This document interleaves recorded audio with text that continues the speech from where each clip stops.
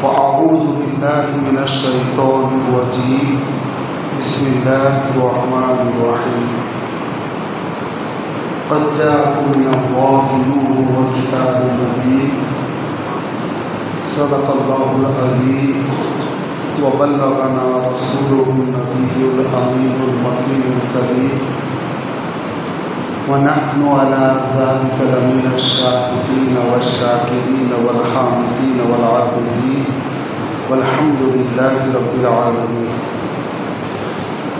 إن الله وملائكته يصلون على النبي يا أيها الذين آمنوا صلوا عليه وسلموا تسليما اللهم صل على سيدنا مولانا محمد وبارك وسلم صلاة وسلام عليك يا سيدي یا حبیبی یا رسول اللہ صلی اللہ تعالیٰ علیہ وسلم۔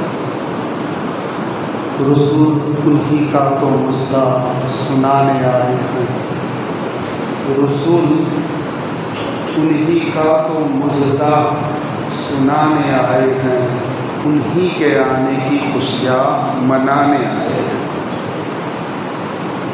اور حقیقت بھی ہے، حضرت آدم علیہ السلام کے بعد حضرت شیش علیہ السلام، ادریس علیہ السلام، نوح علیہ السلام، 1,24,000 کم و بیش انبیاء کرام علیہ السلام تشریف لائے،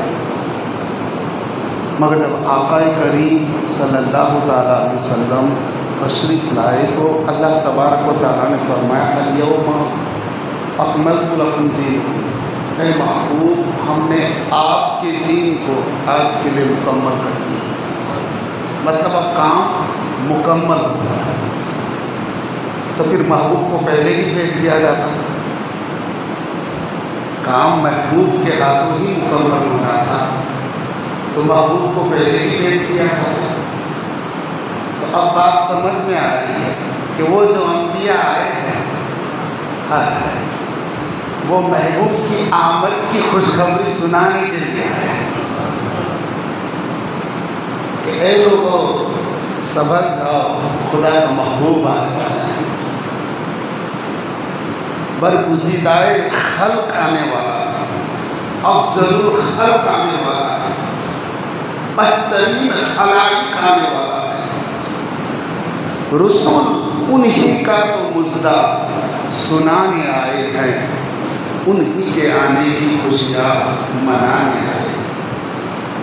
حضور صلی اللہ تعالیٰ علیہ وسلم کی ایسی ذات ہے، اللہ اکبر،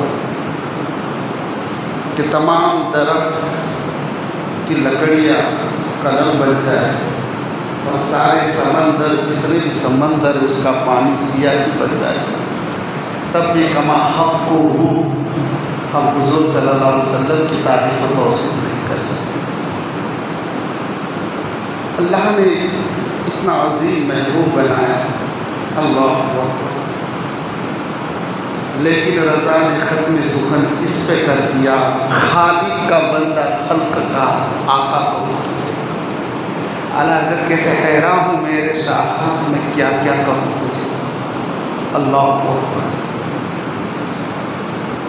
تو حضور علیہ السلام کا جو چرچا تھا اور جو ذکر تھا، ایسا نہیں کہ صرف اس دور میں ہوا ہے یا 1400 سال پہلے جب ہمارے نبی مبعوث ہوئے اس دور میں، نہ، ہر دور میں حضور کا چرچا ہوا ہے، ہر دور میں حضور کا ذکر ہوا ہے، ہر دور میں حضور علیہ السلام کی عظمت، شوکت اور شان کے پرچم لہرائے جاتے ہیں، اور صرف فرش پہ نہیں، عرش پہ بھی، فرش پہ نہیں، عرش پر بھی۔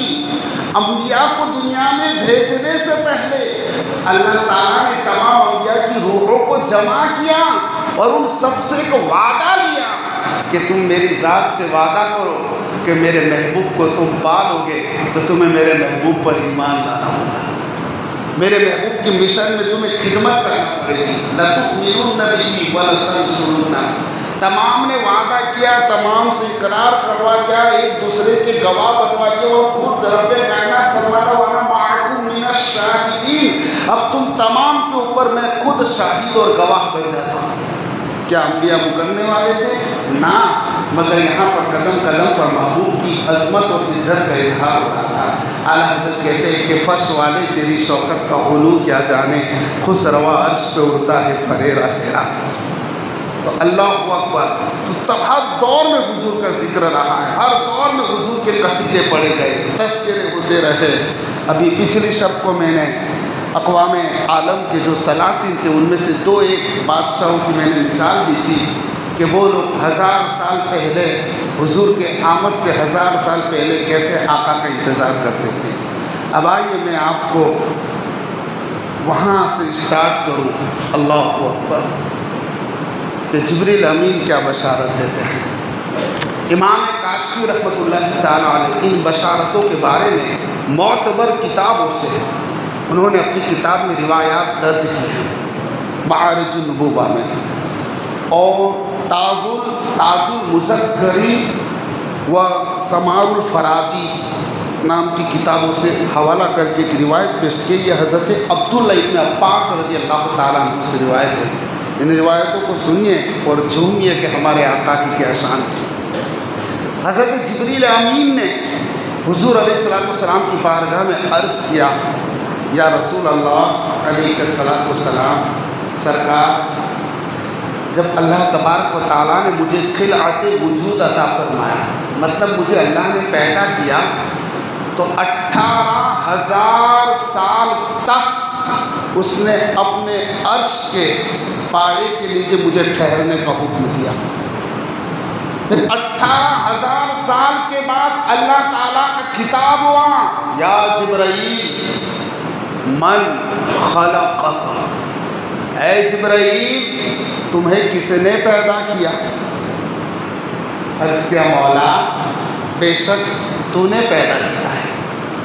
پھر 18,000 سال تک اسی طرح وہ یاد خدا میں عرش کے پائے کے تلے ٹھہرے رہے، اور 18,000 سال کے بعد پھر خطاب ہوا، یا جبرائیل من خلقک ومن انا، اے جبرائیل تمہیں کس نے پیدا کیا اور میں کون ہوں؟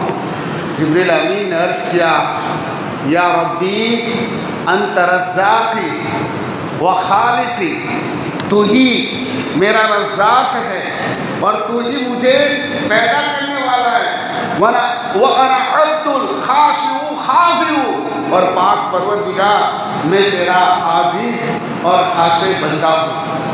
اللہ اکبر۔ پھر 18,000 سال تک کوئی خطاب نہیں ہوا، اور پھر خطاب ہوا، یا جبرائیل من انت ومن انا، اے جبرائیل تو کون ہے اور میں کون ہوں؟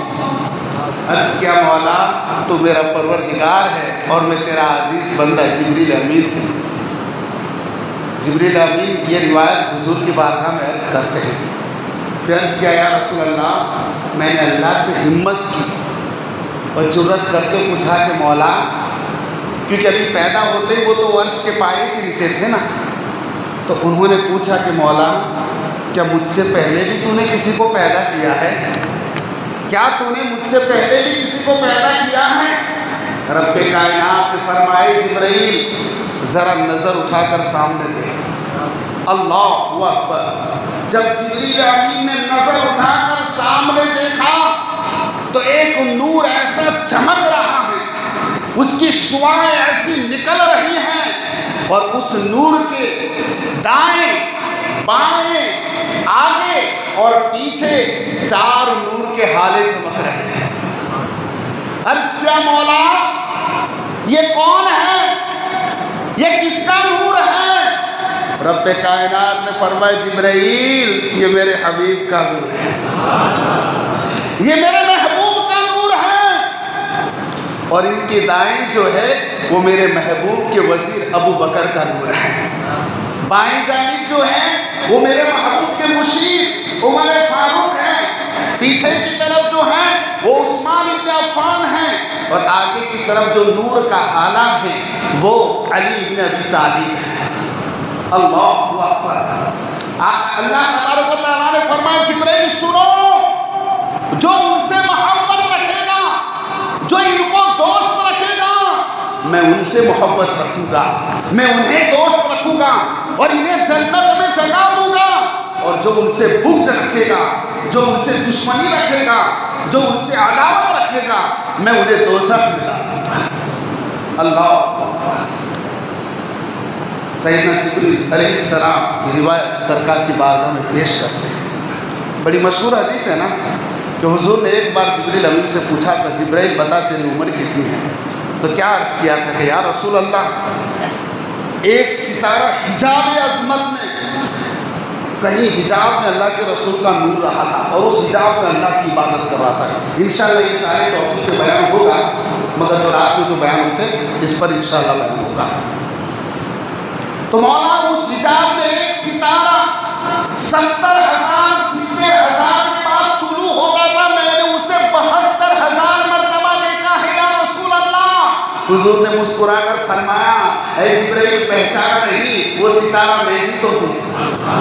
اب اندازہ کرو، اعلیٰ حضرت کہتے ہیں وہی ہے اول، وہی ہے آخر، حضور اول الخلق ہے۔ جس وقت اللہ نے حضور کو پیدا کیا تھا اس وقت نہ زمین تھی، نہ آسمان تھا، نہ لوح تھا، نہ قلم تھا، نہ عرش تھی، نہ کرسی تھی، نہ جن تھا، نہ انسان تھا، نہ دوزخ تھی، نہ ہی جنت کی، کائنات کی کوئی چیز ہی نہ تھی۔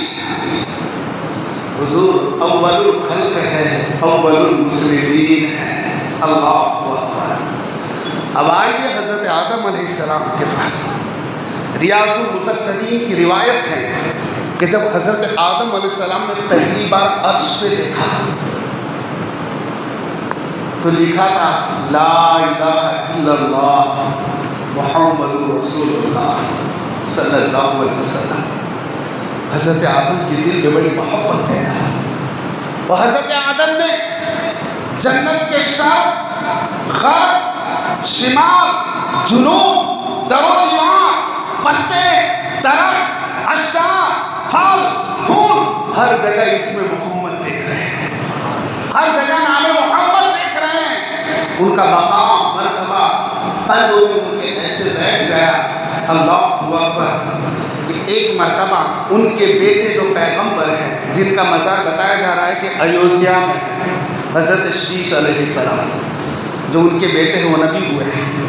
شیش علیہ السلام نے کہا بابا ذرا یہ تو بتاؤ، آپ کا مرتبہ زیادہ ہے یا حضرت محمد کا مرتبہ زیادہ ہے؟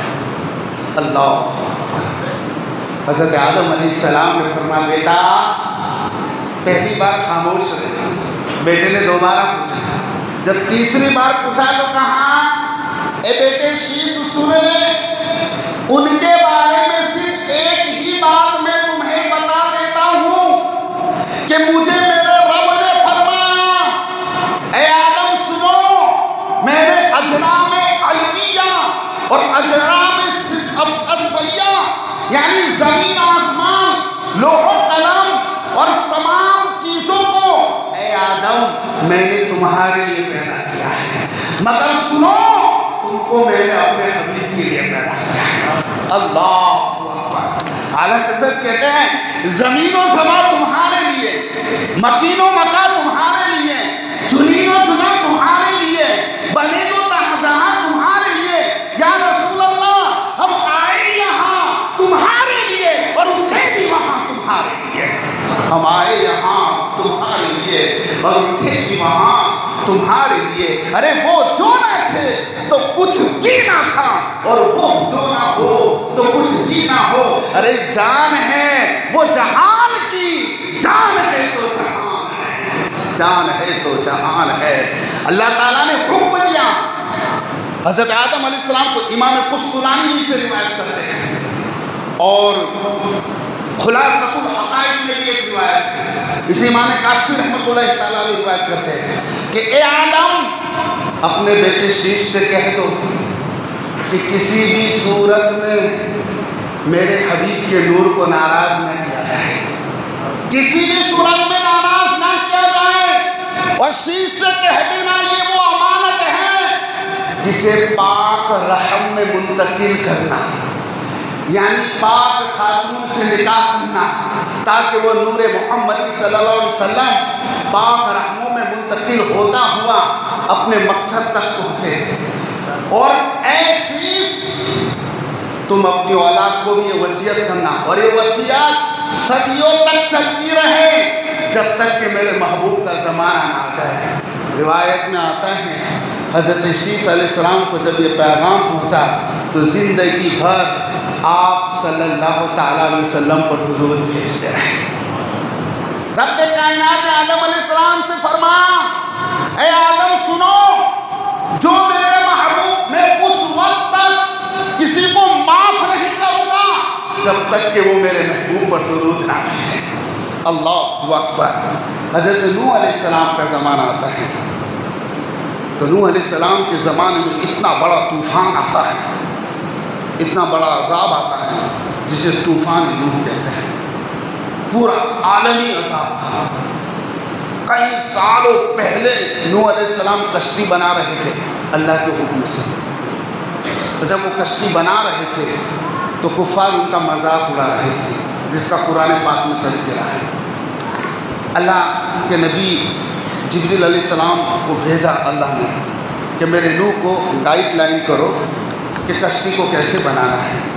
تو اللہ نے حکم دیا کہ ان کشتیوں کے تختے 1,24,000 تختے تیار کیے جائیں، اور تمام تختوں پر تمام انبیاء کے نام لکھ دیے جائیں۔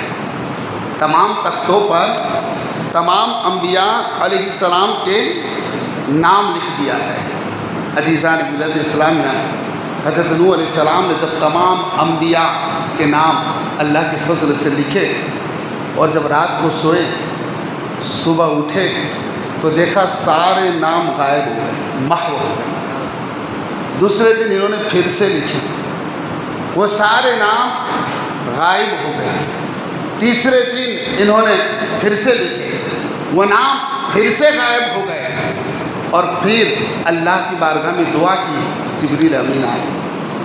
جبریل امین نے عرض کیا، اے اللہ کے نبی نوح علیہ السلام، اللہ تعالیٰ حکم دیتا ہے کہ اب میرے نام سے شروع کرو اور ختم میرے حبیب کے نام پر کرو۔ جب حضرت نوح علیہ السلام نے اللہ کے نام سے شروع کیا، پھر انبیاء کے نام لکھے اور ختم حضرت نوح علیہ السلام ختم حضور صلی اللہ علیہ وسلم کے نام پر کیا، تو غیب سے آواز آئی، اے نوح اب تیری تحقیق مکمل ہو گئی۔ اے نوح اب تیری تحقیق مکمل ہو گئی۔ آپ ذرا غور کیجئے، نوح علیہ السلام کی کشتی 6 مہینہ تک پانی کے اندر رہی۔ پوری دنیا میں اتنا پانی آ گیا تھا، اتنا پانی آ گیا تھا کہ پہاڑوں کے اوپر بھی کئی 100 گز اوپر پانی چلا گیا تھا، مگر وہ کشتی سلامت رہی تو آقا کریم کی برکت کی وجہ سے سلامت رہی ہے، وہ نور محمدی کی برکت کی وجہ سے سلامت رہی۔ اللہ کے خلیل نار نمرود میں آگ سے محفوظ رہے تو وہ نور محمدی کی برکت کی وجہ سے رہے۔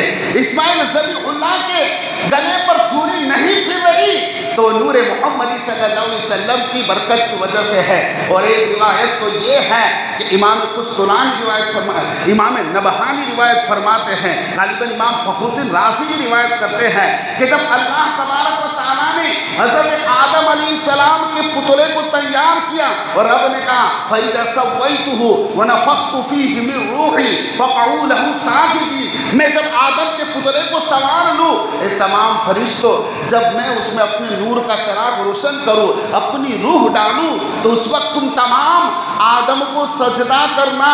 اللہ اکبر۔ امام نبہانی رحمۃ اللہ تعالیٰ علیہ وغیرہ فرماتے ہیں کہ دراصل یہ جو سجدہ تھا وہ نور محمدی جو آدم کی پیشانی میں چمک رہا تھا، وہ آدم کی پیشانی میں جو نور محمدی چمک رہا تھا، اسی نور محمدی کی تعظیم کی وجہ سے سجدہ تھا۔ اللہ اکبر۔ حضرت سیدنا ابراہیم خلیل اللہ جو مقام خلت پر فائز ہے، جو اللہ کے خلیل ہے، سیدنا خلیل اللہ علیہ السلام ایک رات کو سوئے ہوئے تھے۔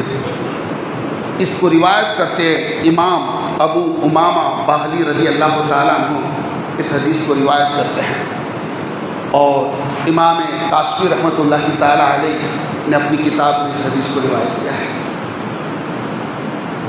اللہ کے خلیل رات کو خواب کے اندر جنت کو دیکھ رہے ہیں۔ انہوں نے دیکھا جنت اتنی حسین ہے، اور جنت کی وسعت اور جو چوڑائی ہے وہ زمین و آسمان کے برابر ہے۔ اللہ کے خلیل نے پوچھا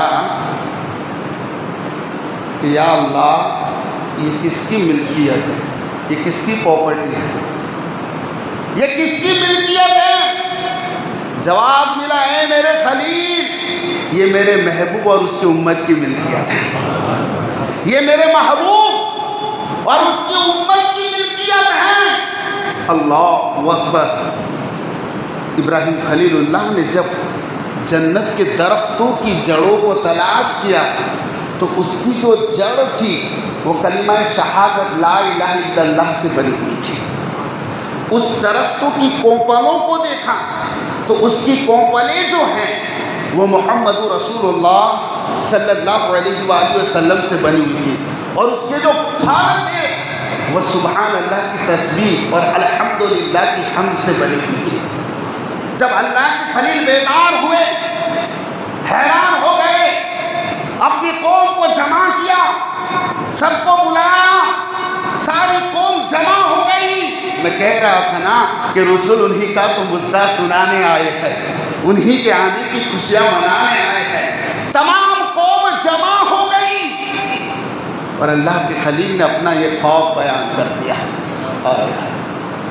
جب قوم نے سنا، ابراہیم خلیل اللہ کی امت نے سنا، بڑی حیرت میں پڑ گئی، تعجب میں پڑ گئی۔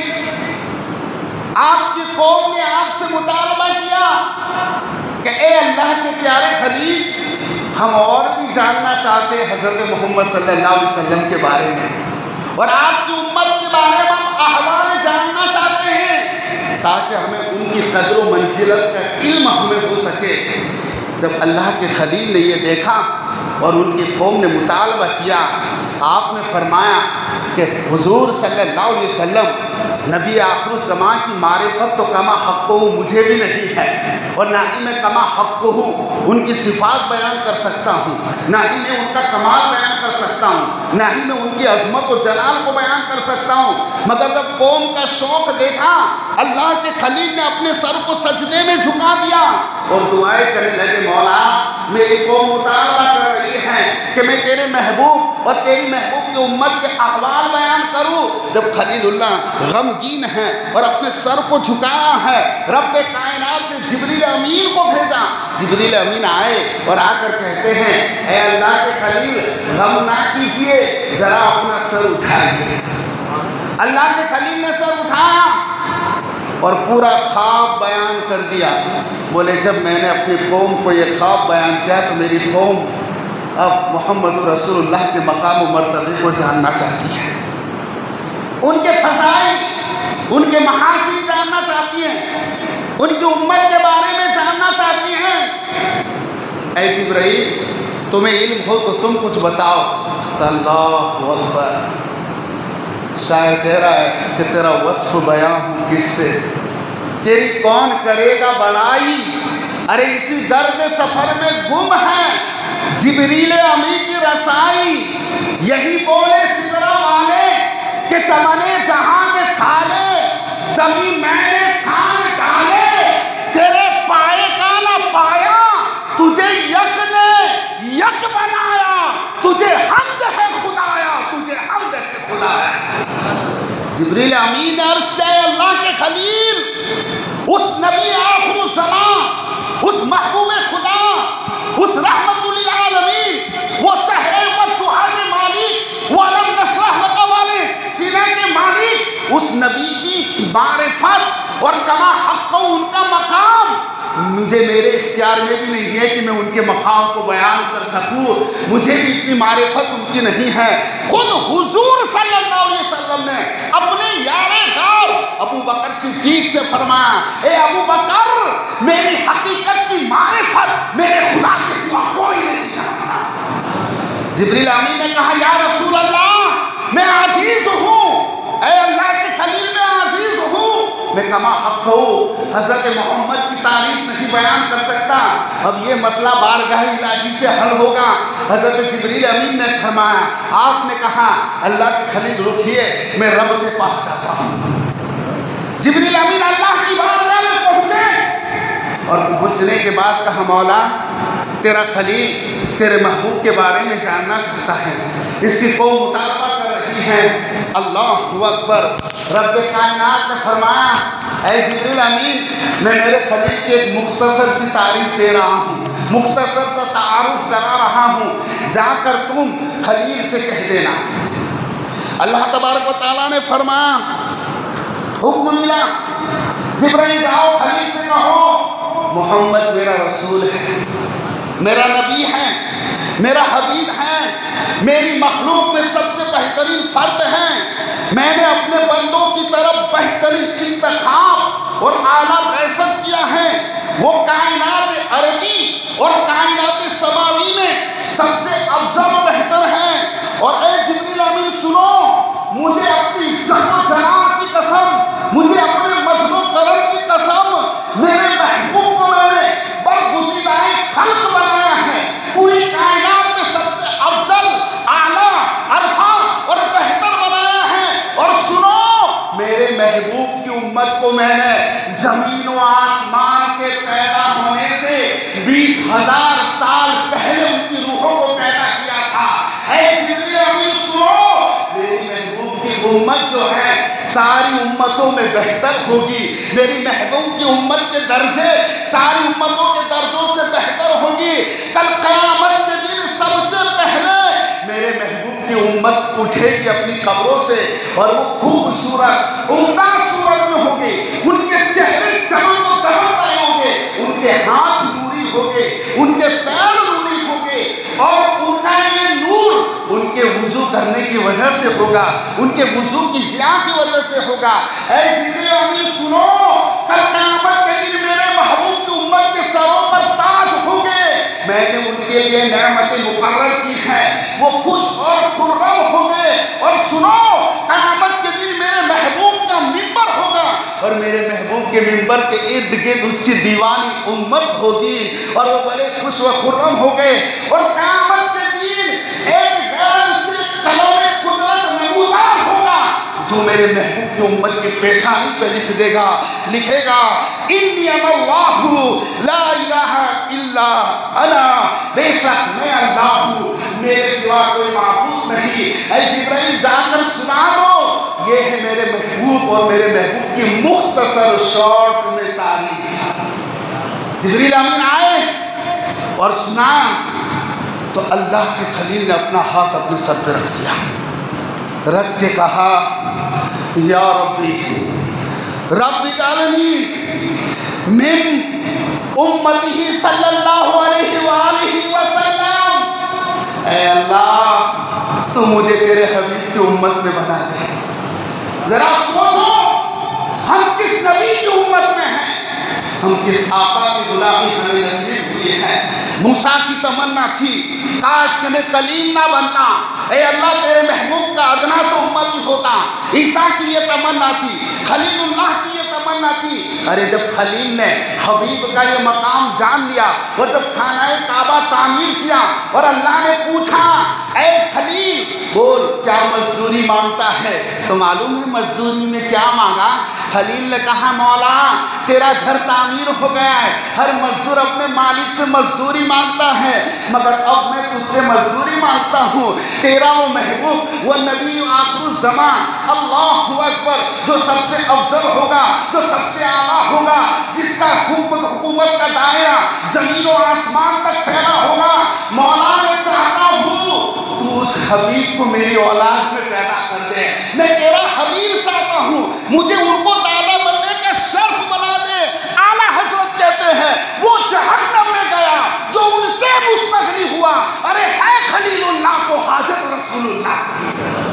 ہے خلیل اللہ کو حاجت رسول اللہ کی۔ عزیزان ملت اسلامیہ، تاریخ محمد صلی اللہ علیہ وسلم بھلا کون بیان کر سکتا ہے؟ انشاءاللہ اس کے آگے کا جو حصہ ہے اور انبیاء نے کیا کیا بشارت دی ہے، اگر آپ سننے کے خواہش مند ہیں، اپنے آقا کی شان جاننا چاہتے ہیں، تو عشاء کے بعد کوئی دیر نہیں ہوتا، 9 بجے پروگرام شروع ہو جاتا ہے، پونا گھنٹہ 1 گھنٹے کے اندر یہ پروگرام ختم ہو جاتا ہے۔ یقیناً ابھی نیٹ پہ لائیو ہوتا ہے تو ممکن ہے کہیں لوگ یوٹیوب پہ ہی بیان دیکھ لیتے ہیں، مگر حضور کے میلاد کو زینت بننا یہ بہت بڑے ثواب کا کام ہے۔ اگر آپ کی کوئی مجبوری نہیں ہے، پرابلم نہیں ہے، تو آپ ضرور تشریف لائیے۔ ابھی تو نور محمدی کی کیا شان باقی ہے، وہ سب بھی بہت کچھ انشاءاللہ اسے سنیں گے۔ ایسی ایسی روایتیں بھری پڑی ہیں کہ جس سے ہمارے سینے ایمان سے لبریز ہو جائے گے، محبت رسول سے سرشار ہو جائے گے۔ آپ نے باہر بورڈ بھی دیکھا ہے، صبح 8 بجے جو جلوس عید میلاد النبی صلی اللہ علیہ وسلم کا نکلنے والا ہے، جلوس نہایت ہی تجھ کو احتشام کے ساتھ نکلنا چاہیے۔ ہمیں چاہیے کہ اگر ہمارے پاس کرتا پاجامہ ہوئے، اگر امامہ شریف ہے تو وہ لگا لے تو وہ بھی بہتر ہے، اور کرتا پاجامہ خوشبو کے ساتھ اپنے ہاتھوں میں جھنڈے لے کر ایسے حضور کی آمد پر جیسے صحابہ نے مدینے میں خوشیاں منائی تھی، اسی طرح ہمیں چاہیے کہ ہم اپنے آقا کا جلوس بڑی شان سے نکالیں اور بڑی محبت کے ساتھ نکالیں۔ آج پوری دنیا میں ضرورت ہے کہ ساری دنیا کے مسلمانوں کو میلاد مصطفیٰ کا جلوس نکالنا چاہیے، کیونکہ جب پوری دنیا یہ جلوس نکالے گی تو آج الگ الگ دھرم میں کچھ ایسے کٹرواد ہوتے ہیں جو میرے نبی کی شان میں گستاخی کرتے ہیں، جب اس جلوس کی تعداد کو وہ دیکھیں گے انہیں اندازہ ہو جائے گا کہ غلامان محمد ان کی عظمت کے جام پی کر ابھی دنیا میں زندہ ہیں۔ اللہ اکبر! تو اس سے بڑا پوری دنیا کو میسیج آ سکتا ہے، جگہ جگہ یہ جلوس نکلنا ضروری ہے، اور یہ جلوس نکلنا سنت الہیہ ہے، اللہ نے فرشتوں کو بھیجا ہے، تو ہمیں اس دن بڑے احترام اور احتشام کے ساتھ نکلنا ہے، کوئی بھی باقی نہ رہے۔ اگر بزرگ حضرات جو ہیں وہ چل نہیں سکتے، دقت ہے، تو ان کے لیے کچھ رکشاؤں کا بھی انتظام کیا ہے، مگر وہ اپنے آقا کی محبت میں ضرور اپنے گھر سے باہر تشریف لائے، اور ایک بڑی نیاز کا آقا کے میلاد کی خوشی میں اہتمام کیا ہے۔ ہم سبھی کو چاہیے کہ اس میں آپ تمامی حضرات شرکت حاصل کریں، جس سے جو بھی بنے اس بڑی نیاز میں حصہ لیں۔ اللہ تبارک و تعالی ہم پر اپنا فضل فرمائے اور کرم فرمائے۔ نیز گجراتی قرآن شریف اگر کوئی پڑھنا چاہتا ہے تو اس کے لیے بھی انتظام اور اہتمام کیا گیا ہے، اور نیاز میں آپ حضرات چاہتے تو آپ رابطہ کریں۔ یہ مشتاق باپو ہے، ہمارے کمیٹی کے متولی صاحب ہیں، تو آپ رابطہ کریں اور اس میں شرکت فرمائیں۔ السلام علیکم ورحمۃ اللہ تعالیٰ وبرکاتہ۔